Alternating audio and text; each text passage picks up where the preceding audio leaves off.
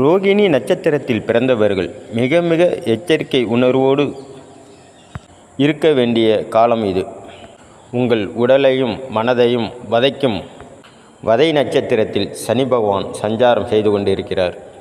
உங்களின் எண்ணம் முழுவதும் விரக்தியும் பகையும் முன்கோபமும், ஏதோ ஒன்றை இழந்ததைப் போல மிகவும் மனம் சஞ்சலப்படும். இந்த சமுதாயத்தில் நம்ம எதுக்கு பிறந்தோம் அப்படிங்கிற எண்ணம் கூட சில நேரத்தில் உங்களுக்கு மனசில் உதயமாகலாம். நீங்களாகவே இருக்க மாட்டீங்க. உங்களை ஒரு ஆள் அப்பப்போ உசுப்பி விட்டுக்கிட்டே இருந்தால் தான் நீங்கள் சுயநினைவுக்கே வருவீங்க. அந்த மாதிரி ஒரு காலகட்டத்தில் இருக்கீங்க. இப்போ நீங்கள் உங்கள் மனதை பாதிக்கக்கூடிய விஷயத்தில் உங்கள் வயதை விட அதிக வயது உள்ளவர்களால் உங்கள் மனசு பாதிக்கப்படலாம். அவங்களால உங்களுக்கு சில தொந்தரவுகள் ஏற்படலாம். நீங்கள் பொறுமையாக கடைபிடிப்பது சாலச் சிறந்தது. நீங்கள் வண்டி வாகனத்தில் போகும்போது தலைக்கவசம் ஹெல்மெட்டு அணிந்து போங்க. எந்த ஒரு விஷயத்தையும் ஒரு முறைக்கு 2 முறை யோசித்து செய்யுங்க. உங்களுக்கு செலவினங்கள் இப்போது அதிகமாக இருக்கும், ஆனால் வரவு கம்மியாக தான் இருக்கும்.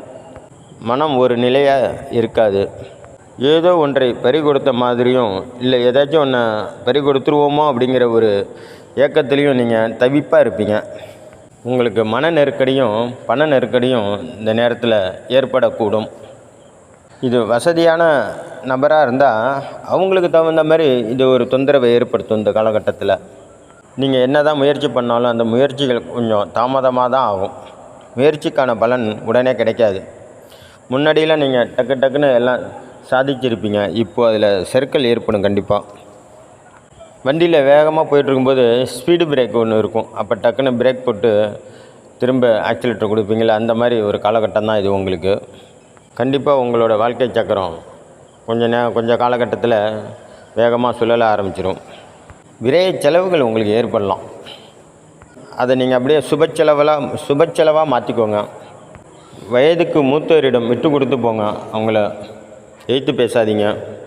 பிரச்சனைகள் ஏதாச்சும் ஏற்பட்டுச்சுன்னா அதை சாந்தமாக ஹேண்டில் பண்ணுங்கள்.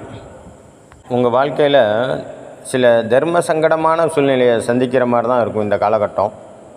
நீங்கள் எதுலையாச்சும் முதலீடு போடுறதா இருந்தால் ஒரு முறைக்கு 2 முறை சிந்தித்து செயல்படுங்க.